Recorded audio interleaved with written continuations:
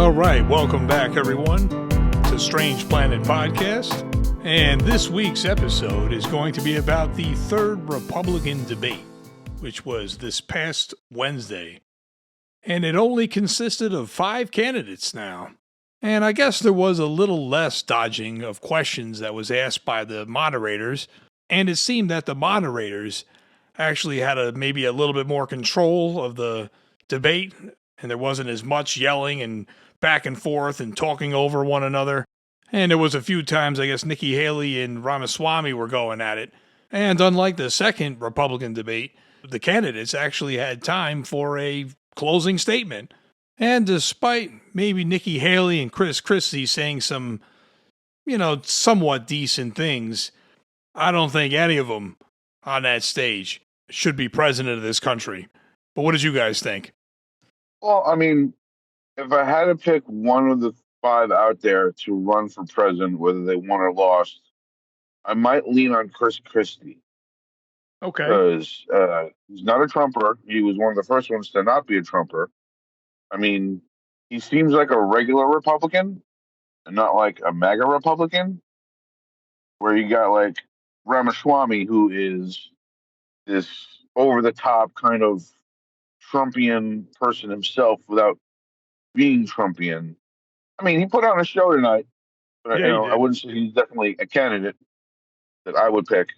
But I'm not Republican anyway, so it doesn't really matter. I mean, the rest of them, DeSantis is the same BS. Nikki Haley showed some promise, but I have a feeling her dealings with like China and stuff is going to keep being like the thorn in her side. And that was everyone's friggin' platform today. It was Iran, China, and Russia. Iran, China, and Russia.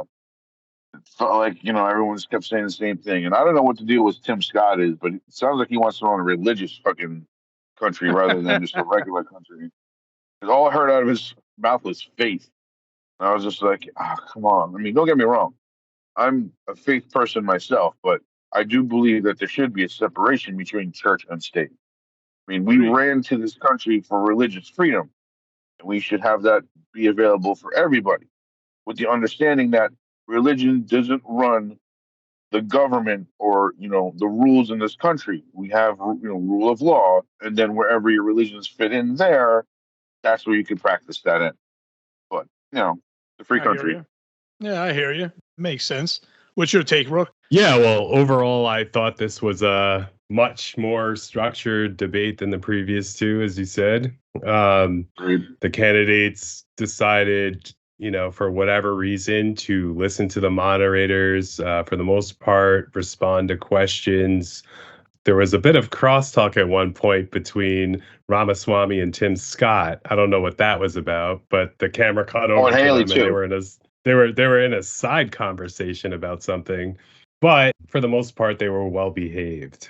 So when it comes to the candidates, we actually have some time to, since there are only 5 on the stage tonight, to sort of break each one of them down. So I thought Nikki Haley actually did pretty well. She got hit pretty hard by DeSantis and Ramaswamy, of course. But I think she, held her own and punched back even harder on things like China with respect to DeSantis and, their business dealings. She said her business dealings were 10 years ago and Ron DeSantis was scrubbing information off his website a week ago. So I thought she was pretty strong on that. Ron DeSantis, he did, I think, better towards the second half of the debate.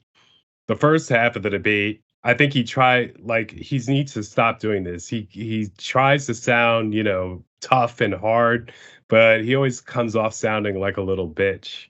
Like, it seems like there's he's a dad. I bet his kids, when they take a ride in the car, they kick the back of his seat. And then he turns around to yell at them and he's like, hey, cut that out. When we get home, I'm going to punish you. And I'm going to punish you real hard. But then they go right back to kicking his seat. I could just imagine that. Chris Christie was also pretty solid. I think, he, was very reasonable with respect to Russia and China for the most part. he got a little excited over the talk about subs. There's a shocker. I haven't seen him this excited about subs since they opened up a Quiznos down the street from him. Yeah, for real. But yeah, like he definitely sounded like a more reasonable candidate. Then you had Tim Scott, and like Mark said, he is very, very religious. Like, we get it. Sure, there's a place for that in politics, but when it comes to legislation, Americans tend to not want that.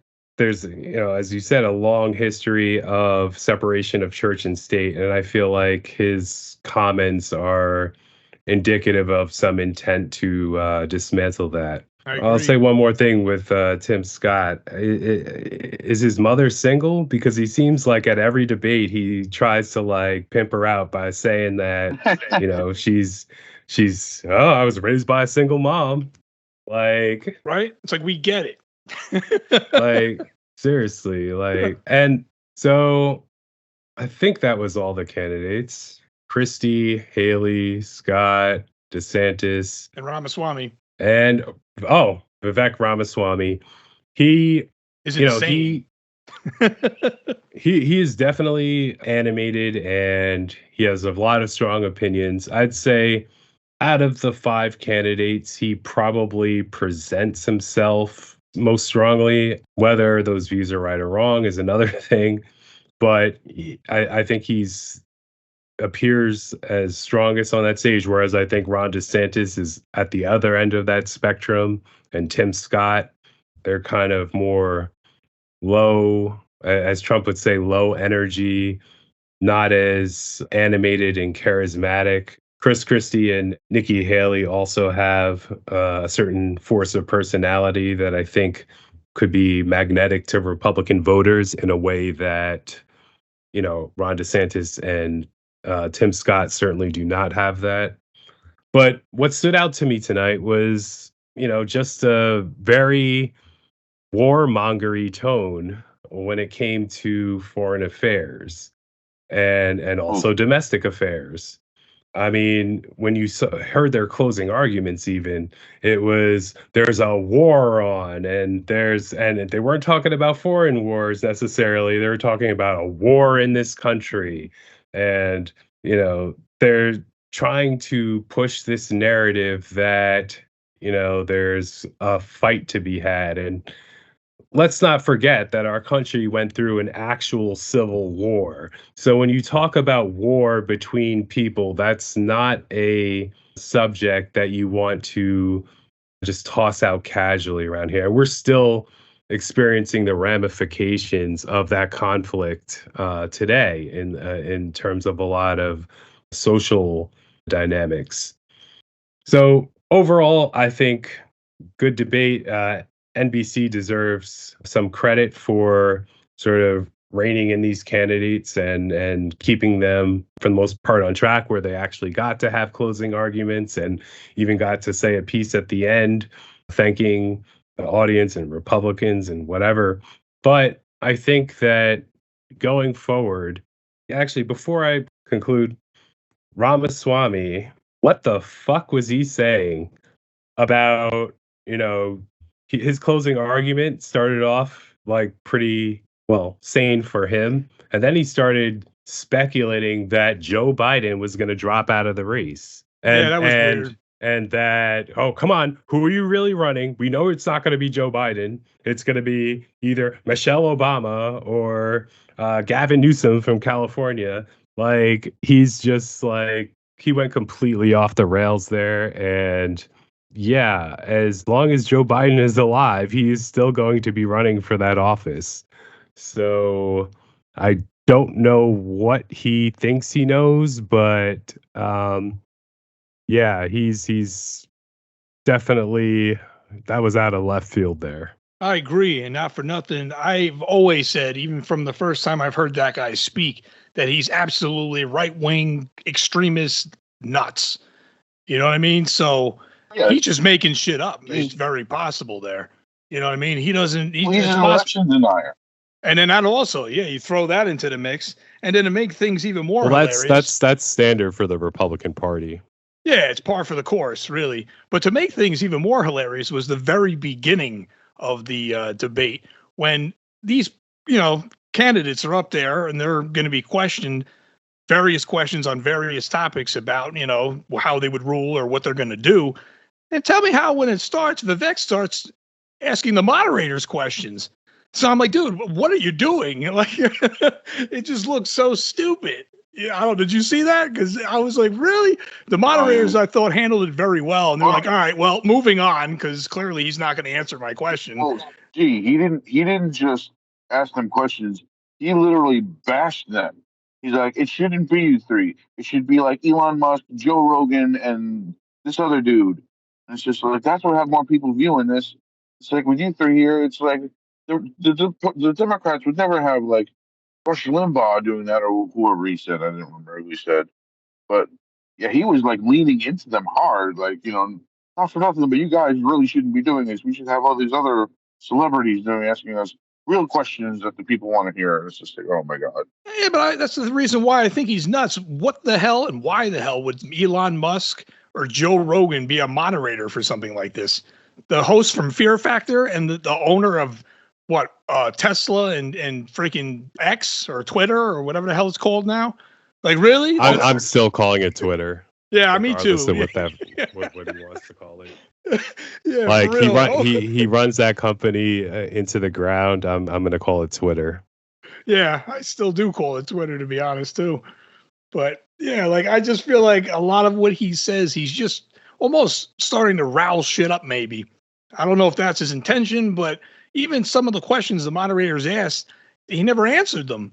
So I remember there was a couple of times the moderator was like, all right, well, I guess he's not going to answer that question. So we'll pass that question over to Christy. And then Christy ended up answering the question. So one of the questions that they had to press candidates on was the question of Social Security and, how we're going to sort of guarantee Social Security for future generations. And the question was specifically about whether you would raise the age and the retirement age, that is. And yeah, so there was a lot of hemming and hawing, but they managed to get Tim Scott, to be a hard no on that. And, Ron DeSantis was sort of like a soft no. He said, oh, well, maybe peg it to life expectancy. But what I didn't hear any of those candidates say was raise the cap on Social Security. So if people don't realize, only up to a certain amount of income are you taxed on Social Security. So I think currently it sits at 160,000. So you know how you get taxed on all of your income, right? For federal and state taxes. Of course. Right? Social Security operates a little differently. It's taxed up into a certain point, and then after that, not taxed. So your people making millions of dollars a year, they only get taxed on that first $160,000. And after that, nothing. Nothing. Now, some of those people would say, oh, well, we're not going to be using Social Security anyway, so why should we, pay more than, a certain amount? Well, that's bullshit, because the reason that they don't have to pay or they won't benefit from Social Security is because they've profited immensely from the way the system is now, such that the working class is not going to be able to afford the investments and savings that they would be able to rely on when they retire. And so because they don't have those savings and investments in the form of, the income that they would receive from their job, they need something when they stop working in order to live. And the people at the top making millions of dollars a year, they're the ones who benefit from that system. And so why not eliminate the cap altogether. Have them pay that, whatever percentage that Social Security takes, have them pay that on the full amount of their income. They're not gonna really miss it because they're already making millions of dollars. I think that, there was like a missed opportunity in terms of the moderators pressing them on that issue and only going after raising the age, which is basically saying, work until you die. I was just going to say raising the age. And I think it was Tim Scott that had a good point when he said, he was a hard no on raising the age. For different jobs, they require, some require physical strength or a certain degree of physicality that other jobs don't. Like if you're, say an actor or a writer or someone that, doesn't do hard physical labor, you're going to have an easier time working into your 70s than, someone who works in construction or works on a farm, as Tim Scott said. People that do hard physical labor or physically demanding jobs will have a harder time adjusting to the increased age limit. And, it's also a fact that people that engage in those hard physical labor jobs also probably have a shorter life expectancy. So that's sort of, robbing those people of the benefit of paying into Social Security because of the nature of their work. They're probably going to die sooner than people who don't do all that hard labor. Especially what Ramaswamy was saying about coal mining. For some reason, he's very fixed on that. I remember he brought that up last debate too. But that would be the same conditions for those workers too. If you think about it, you know what I mean? That's not a very safe environment, let alone what they're burning. Yeah, so their life expectancy is likely to be less. So if they're going to raise the Social Security age, not only is that going to affect them negatively, they're not going to be able to get it till later, and then they might not even, per se, for now, the argument now, they might not even live to be able to utilize it. You know what I mean? And I think that's going to be a hard sell to voters, especially older voters. Now they try to say like, we're not going to go after seniors now or people who are getting up there in age. We're going to go after the Generation Z and, 20-year-olds right now because, they won't think about it until they're that age. And so, 20-year-olds, you can still vote for us. You don't vote for us anyway, really. So we really don't care if we throw you under the bus. But, we'll just kick the can down the road and have them pay for it. And, that is just like a fundamentally disingenuous fucking argument to make in terms of who should bear the burden of your policies. Right. And I don't think you'll find, many Generation Zers who will take kindly to the fact that they're going to be sort of bearing the brunt of this policy change with respect to the retirement age. And, even though, they're young and they have a long way to go until they get that age, I don't think they're going to, stand for the older generation placing a burden on them that they won't even have the guts to make the generations now adhere to. I agree. And when it comes to just the concept of Social Security in general, from what I've seen, just even in the past, the Republicans are the last people you want to even have touched that. Because for years, you've been hearing rumors about them slashing it and cutting it, this, that, and the third. So, do you really trust Republicans? Some of them even want to eliminate it altogether. Yeah, exactly. That just proves my point even more. So, do you really want to trust any Republican with your Social Security? Because I know I don't. I think the Social Security is safer with the Democrats, and let them do that. You know what I mean? Let them handle that and let them expand on it. They really have no more issues. Look at abortion. They won the war on abortion, right? They got Roe v. Wade overturned by Hobbs. So for years, they were arguing, the federal government shouldn't be involved in abortions. It should be a decision left up to the states' rights. Let the states decide. Now they won that when they overturned Roe v. Wade. But of course, they lied. They're not satisfied. Of course And their not. real goal was to control women across this country in every state. And, just dismantling Roe v. Wade was, the first step to do that. Now the gloves are off and they can do whatever the fuck they want. And that's why you see, like, in the election results earlier this week, voters rejecting that in places like Ohio.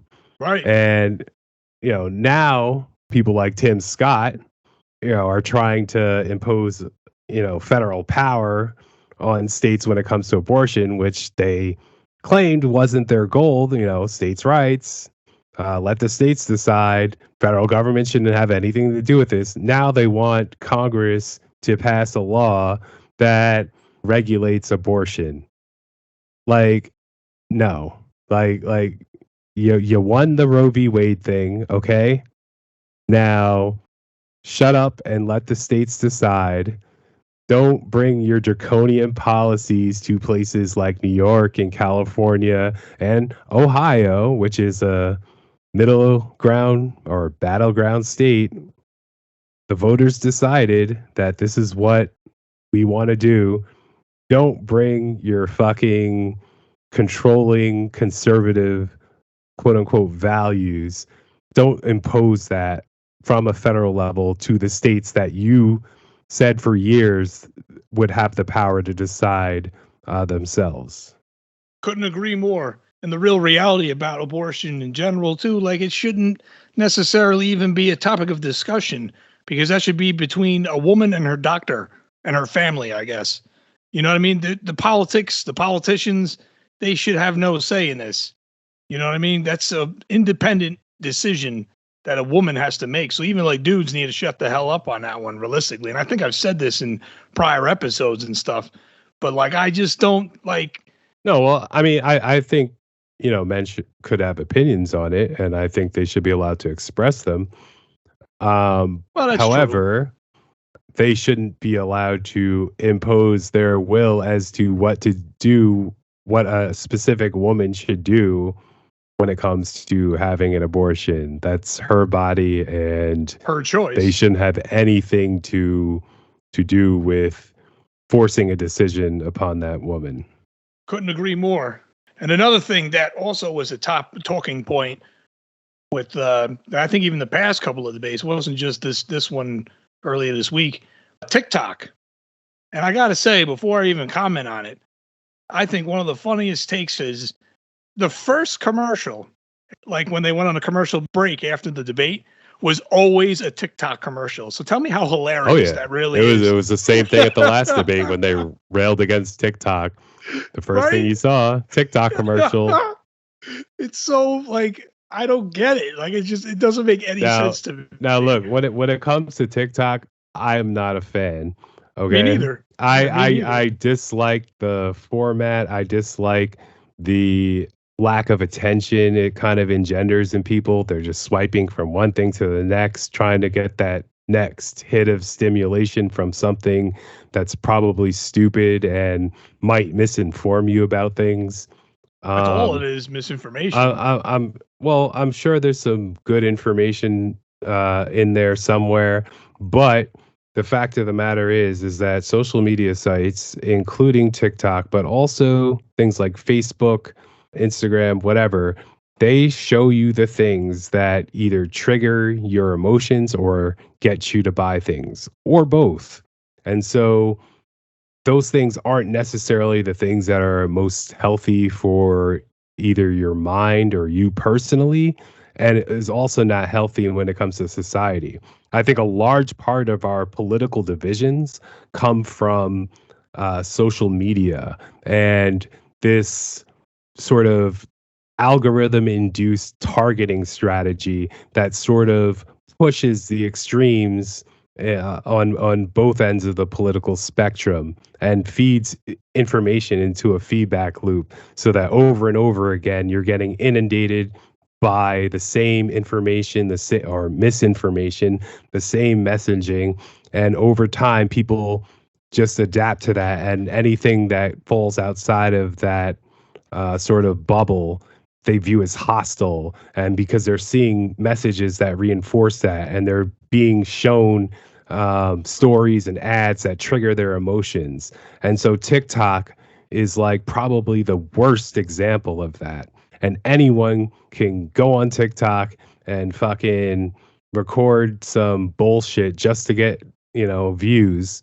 Exposure. And Yep. and it just is, I think, damaging to society when people can be misleading on purpose. They know they're being misleading, or they just repeat some random shit that other people said. And the algorithm says, oh, you watch this? Well, we'll show you some more of this, and then we'll show you some more tomorrow. And then over time, people just get hit with all this misinformation, and they start believing it.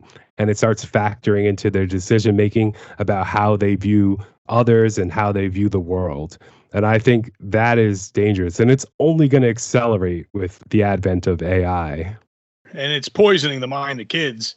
There's no denying that. You know what I mean? It's definitely not a healthy choice for their mentalities, let alone their attention spans as well. You get so triggered on these 30-second I think clips.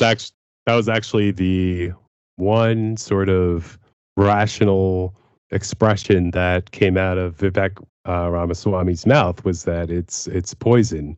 Now he called it, what was it, biological terrorism or something like that. Yeah. I wouldn't go that far in terms of rhetoric, but it is dangerous to the minds not only of children but also adults. And you've probably seen that firsthand with a lot of people that you know. That's very true. And what I found kind of funny, I think it was the moderator that actually threw Vivek under the bus on this. I might be mistaken. It might have been Nikki Haley, but I'm pretty sure it was one of the moderators. But when the topic of TikTok came up, they're like, well, you use TikTok to help promote your campaign and stuff. So it's like, yeah, he might call it, terrorism or whatever it was, biological terrorism, whatever, however he phrased it. And he's talking and condemning it, but then he's on it, using it to try to promote his personal gain. So it's like, dude, you really just put your own foot in your mouth right now. Well, I don't really fault him for that, because, like he says, you have to go where the young people are to speak to them. They're not going to be watching NBC News. They're going to be on TikTok.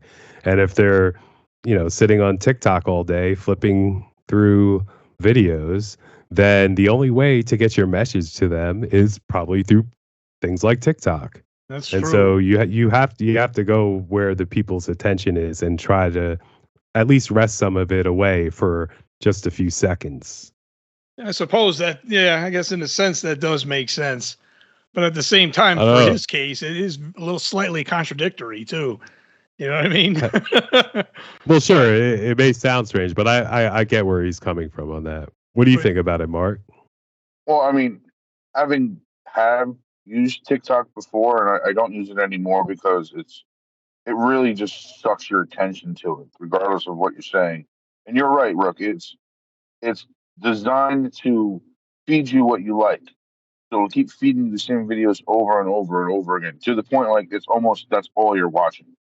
So if you're into the cute girls dancing and, oh, like me and I'll be a friend, and it really is poisoning the minds of, this country, whether it's children or adults, because I'd find myself on that thing for like 2 hours. Like, what the fuck was I just doing for 2 hours?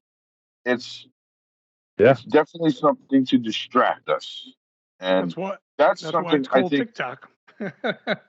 That's why I think us as a society really need to start like concentrating on, like, we as individuals in this country should focus more on bettering ourselves as individuals and really building this country up for what it is supposed to be, a land of free individuals, regardless of race, sex, creed, and just, be the best we can be. And we have so many distractions, whether it's television or any form of entertainment. I mean, we have this luxury where we can enjoy these things, but I think we need to focus our attention. And at this point, it's almost like everything in our world needs to have that form of entertainment in order for us to even engage in it. Like, look at politics now. Why was Trump so big when he was around? Because he was a showman. He wasn't a politician. He was a showman.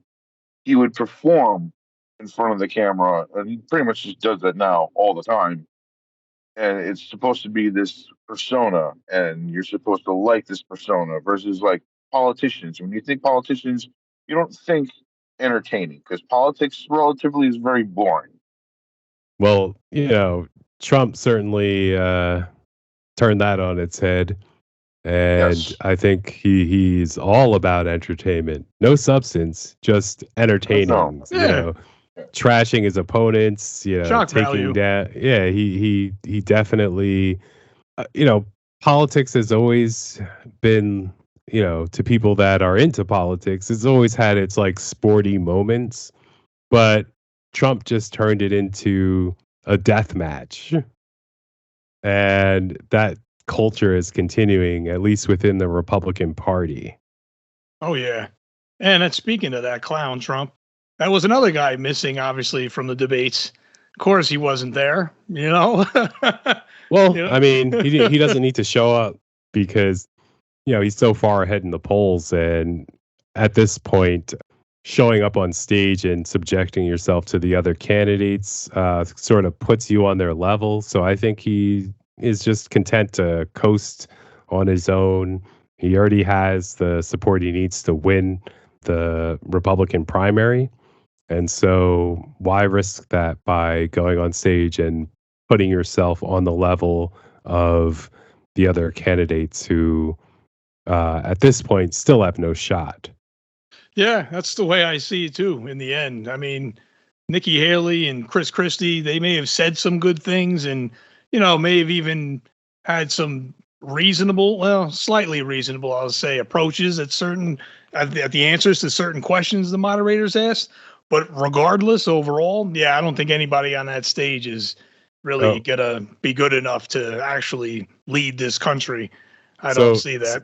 So actually, that reminds me. Another thing I was sort of disgusted by is they asked about the Israel and Palestine situation. They covered anti-Semitism, which, of course, not only is a problem now in the face of recent events, but has sort of been growing in recent years due to conspiracy theories. A lot of conservatives like to toss out the name George Soros, and they sort of have, and they sort of been stirring the anti-Semitism pot for quite a few years now. And Trump has certainly done so himself. But when it comes to Islamophobia, the candidates were comparatively silent. And we must also remember that after 9/11, this country went through a period of rampant Islamophobia. Yes, and it's true.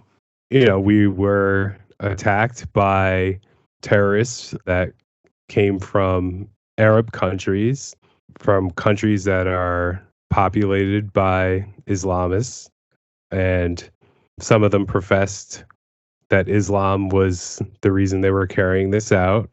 And so that caused a lot of fear in the majority of Muslim Americans who had nothing to do with 9/11, who were just as appalled at the 9/11 attacks as anyone else in this country, and who paid a very heavy price socially, economically, even sometimes with their lives. And I was disgusted when on the stage they asked a question about a 6-year-old boy, Palestinian American, or I should say American Palestinian kid, because we have to remember that he's American first.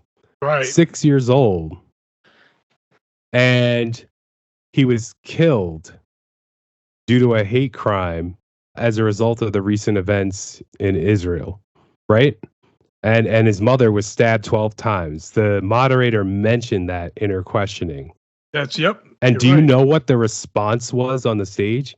The response was, well, first they started off talking more about anti-Semitism, which they already covered. And like I said, anti-Semitism is a problem. And, there's definitely a discussion to be had about that. But this was specifically asking about a 6-year-old kid that was killed, dead, an American kid, because he was Palestinian, and his mother stabbed 12 times. Sickening. And you know what?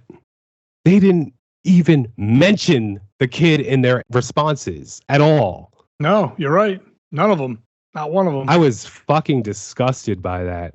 And one of the candidates didn't even mention, Palestinians or people of Islamic faith in their response. One of them briefly mentioned it in between, messages about anti-Semitism.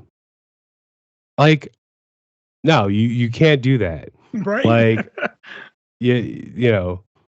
I understand that there are, you may have a favorite, but if you're president of the United States, you're president of all Americans, and all Americans need to be protected against violence and hatred.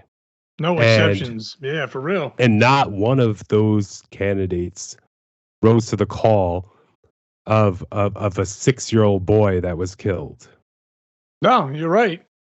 And I'm not sure if it was when that question came up, but DeSantis decided to, try to dodge the question. And then he went over and did a side note where I forget the entire details, but he tried to make a comparison to a story of a family he met. And then he put one of them in he gave one of them a job or something. So I'm like, dude, that's not really relevant. And that's, I guess, good. But that doesn't also answer the question about the Islamophobia. No. That was a different question, I think. Oh, was that different? Was, all right. He was mentioning Jamaican, and he named her to the Florida Supreme Court or something like that. Yeah. That's what I was getting at. I don't remember if he did a side note to dodge that question, if it was that question specifically when that came up or what, but I just found I think that was in a interesting. different context, but yeah, that was kind of a random aside. But yeah, you know what I mean? Like, regardless, it's not really relevant to what the question at hand was, like, because like that's another take. I remember the context now. It was in the context of abortion, and right. The mother, I guess, contemplated abortion and then decided not to have the abortion. And then she came over to America and had a baby. And that baby grew up to be his Supreme Court nominee in the state of Florida. That's what it was. Yep, you're right. And that's another take, though, you can also take from all the debates, not including this one, too. The dodging of questions was just unbelievable, and we just covered a good portion of that too. I would say that the dodging of questions wasn't as rampant as it was in the first two debates. They actually, answered some of the questions instead of yelling at each other and insulting each other and just ignoring each other and going back and forth with personal barbs. They did a much better job this time in actually addressing something relevant to the question this time. That's true. And they did press for answers because they'd be like, yes or no. What are you going to do? Yes or no? Right. Yeah, now that you said all that bullshit, I want a yes or no answer. For real. And I think there was a lot more time to do that. Right. And, because there were a lot fewer candidates, they didn't feel as though they needed to fight each other for time and get their barbs in as much. That might have also been, a reason the debate was much more stable And I feel like the moderators definitely were much more, I'm not going to say cutthroat, but they definitely, I'm not going to say demanded answers, but they pressed them. You know what I mean? They made sure there wasn't too much wiggle room like in the past. Unlike Ron DeSantis and trying to sound tough, they actually were able to elicit a response from the candidates in the form of compliance, unlike the previous moderators who, couldn't control them for shit and just let them take control of the debates. Right. It's like a cafeteria in an elementary school the past couple of debates. Everybody just shouting where the cafeteria kids took over the cafeteria. Yeah, pretty much. And the staff was nowhere to be found. Nowhere to be seen, yeah. But I guess out of the 5 you saw on that stage tonight, now I think pretty much we'd all agree that none of them are really, great, not only great choices, but none of them are really, capable, I think, of leading this country.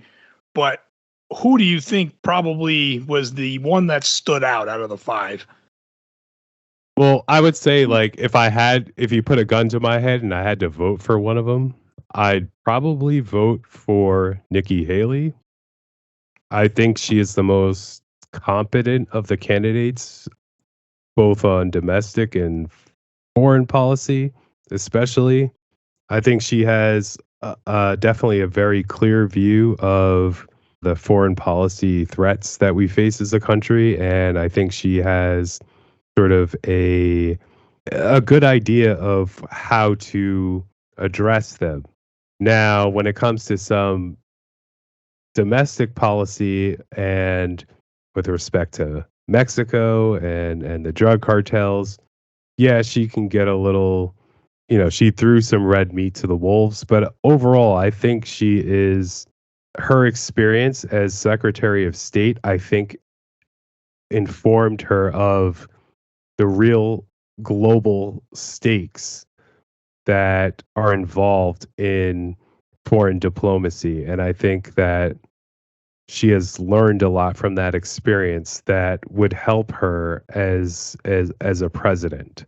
Christie, I also think, is, out of all the rest of the candidates, definitely not as bad, definitely more clear-minded about foreign policy. Doesn't have the experience that Nikki Haley has. True. Remember, she's not only been the governor of South Carolina, she's been our Secretary of State. Right. For Trump, but she was our Secretary of State. Whereas Christie just has experience as New Jersey governor, and although he said he would restore honor and integrity to the White House, there's that Bridgegate thing, so I don't know about integrity. Right. And he said to put the personal politics aside. Well, Bridgegate was about retribution in terms of personal politics, but let's say that he's grown from it, and if he's able to sort of bring the experience that he had as governor of the state of New Jersey, I could see him governing, at least. I wouldn't necessarily like all his policies, but I could see him, actually being able to run a country in a semi-stable manner. Unlike our last president, who didn't know what the fuck he was doing. Ever, too, like ever. and really damaged our country, perhaps irreparably, in terms of the rift that he tore with January 6th and ruining a lot of our relationships. One thing that I actually remember was one of the candidates I think mentioned, I think maybe it was, I forget who, but they said that the Obama administration and then the Biden administration gave away billions to Iran. That is actually false and or very misleading. And let's just clear that up real quick. So back in the Obama administration, there was the Iran nuclear deal. Now, for those who don't know, that was when Iran was enriching uranium at a pace that suggested that they were building nuclear capabilities beyond that which would power the country and into sort of a weaponized state. And so that was a threat to not only the Middle East, but to other countries, including our own. And so what are we to do about that? Well, we could invade Iran and take out, you know, their nuclear capabilities. That would be very tough considering we were already in a war with Afghanistan and Iraq, and we weren't doing so well in those wars. We were kind of stuck in there for a couple of decades. Right. So our other option was diplomacy. And by diplomacy, what I mean is that we had leverage in the form of billions of dollars that we confiscated from Iran. Now, this was Iran's money, but we confiscated it and said that you're not getting this money unless you do what we say. And what we said was you have to stop enriching uranium and come into a compliance regime where other countries and third parties can be able to monitor whether or not you are complying with our demands that you cease enriching uranium for purposes that could be weaponized. And this received the cooperation of even adversaries like Russia. Okay? Can you imagine what it would take to get all of these countries on board, on the same page about this, even our adversaries? And then Trump just came in and was like, you know what? We're going to walk away from it. We're going to go back on our deal. We're going to renege on our deal, and we're not going to go through with it. And to say that, these billions of dollars that we were quote unquote giving to Iran, it was their money to begin with. We just confiscated it. We put a freeze on their assets that were in banks. And in order to get them to comply, we said, okay, we'll unfreeze, we'll let you have your money. And that's the same thing that Biden did with respect to the deal to release hostages. Okay? It's their money. They raised it by selling oil that came out of their ground. Okay? It's their money. And we just said to the banks, you know what? We're freezing these assets. Do not give it to them unless they comply with us. We do this to Iran so that, when they act up, we can punish them in ways that they'll understand and that they'll give up concessions. That's what they respond to. And so for them to say we give them billions of dollars, I think is misinforming the public on that issue. Entirely. You see how they kind of manipulate and reword it to try to look negative and it's, oh, we're just handing it over, They it's such like a play on words. They say one thing, but then they try to. Yeah, well, they count on the American people being uninformed, especially by hearing, oh, they gave away billions to Iran. If you hear that 100 times on social media, well, then you must think there's some truth to it. Yeah, and that's the sad part, especially the social media aspect of it, or the overall aspect of the whole thing, because it's a lie. It's not true.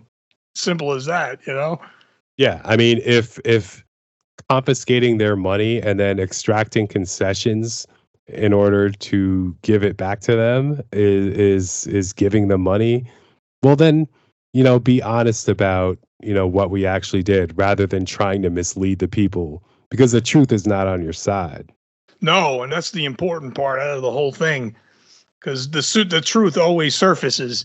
So they can try to, reword things or manipulate things or try to, demonize. Well, that's only if people are willing to hear the truth. Most people are trapped inside their own, social Bubbles. Media bubble that they're not even going to ever hear the truth. And when they do, they'll be too inundated with the misleading bullshit that they'll just reject any contravening facts outright. Yeah. And that's overall a big problem with the internet in general, because when you search for stuff, some asshole somewhere is going to have something written that when you type in whatever your search is, it's it's going to be there, but that doesn't always make it right. You know what I mean? So some people think the internet is just always right, and it's not, and especially social media. That's the biggest fucking joke out of all of them.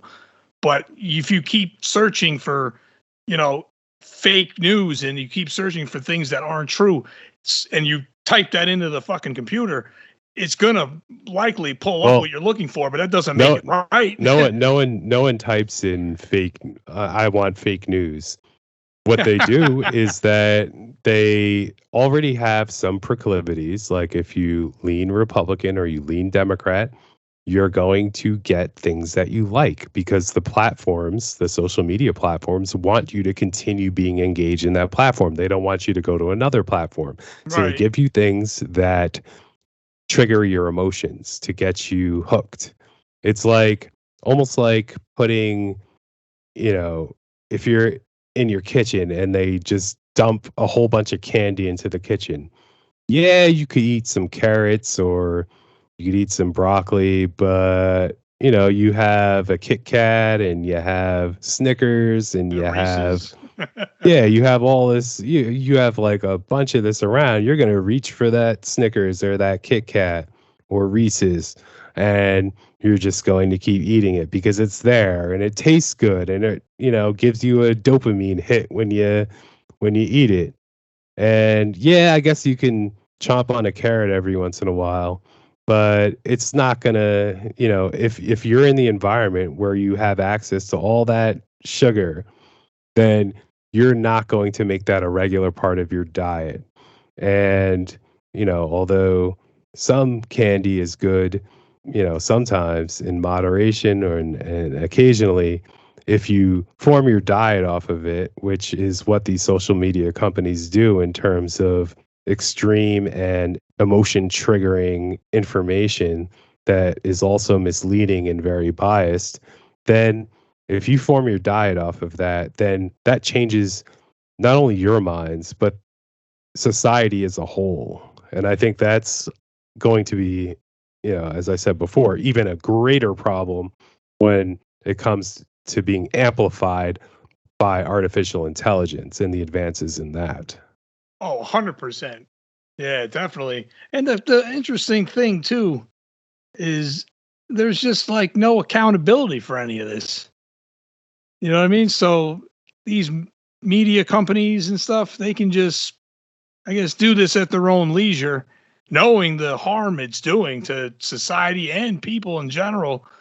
And there's just nothing, you know what I mean? So I just find that interesting. It's just strange. That's the price we pay for living in a free and open society, that, we are subject to any and all information. And that's why, when it came to, I think one of the candidates, it might have been Ramaswamy, who was actually opposed to the TikTok ban. And, we do live in a society and we want, ideas to compete with each other and the best ideas to win. The problem is, like I said, we are very attracted to things that excite or ignite anger in us. And unfortunately, those sort of sugary foods in terms of information intake, that is unfortunately the diet that our society has become accustomed to. And we're going to have to solve that problem. But I don't know if I really wouldn't want it to come from bans. I would want it to come from people, putting a stop to it themselves and learning to adapt and grow as human beings. Maybe that's, optimistic of me and maybe naive, but I really think that's where it should come from. And that any ban on information might only serve to further divide society and give opponents ammunition to say, well, you're just censoring or you're just trying to keep the truth from us. It'll only further spark our very conspiracy minded and skeptical and sort of bombastic culture. Ideally, that would be a good method. I see what you're saying there. But my only debate with it is that you would have to hope that society and people are smart enough to know the difference. You know what I mean? Because if they keep engaging in this, and like you said, after, so much misinformation's beaten into these people, of course, they're going to start believing it's true. And then they're going to just keep going in that direction. You need the people to know the difference between what is real and what is fake, what is true, what is false. And that is where I feel like social media in general is kind of screwing everything up. So you have a situation here where, like, you and I and Mark, and I'm sure there's many others, they know right from wrong, true from false, and stuff like that. But on these platforms, simpler minds probably won't see it that way. You know what I mean? They're going to take the information or the misinformation, I should say, that it's feeding them, and then they're going to just assume that's true. And what will that do in the longer run? They're going to start doing all their research off of that misinformation. So basically, everything they're doing is false. You know what I mean? Yeah, I just want to be clear. Like, the people that are susceptible to this information, it could be anyone. They don't, it's not necessarily that they're dumb. A lot of course people are very smart. But if exposed to repeated misinformation or things that trigger your emotions and excite you and get you ready to fight, or those type of things, anyone can become sort of inundated with that sort of information to the point where it changes how they think and how they approach things and how they view the world. And I think that is the challenge. It's like, once you're in that frame of mind, it's hard to come back from that. It's hard to say, okay, eat your broccoli when you have all these, when you have all the Reese's Pieces and Snickers lying around. It's hard to get back to broccoli after that. Right. Or back to reality. And, a lot of times, just like with food addiction, it's not a problem until it becomes a physically evident problem, and where you're forced to make changes. And hopefully we figure out a way to combat this problem before it becomes unnecessarily dangerous to our country. Yeah, or an even bigger one. For real. And that's our show for this week. Don't forget to like, share, and subscribe, and hit the bell icon for notifications. Strange Planet will have new episodes on YouTube every Friday. Thanks for listening, and we will see you next week.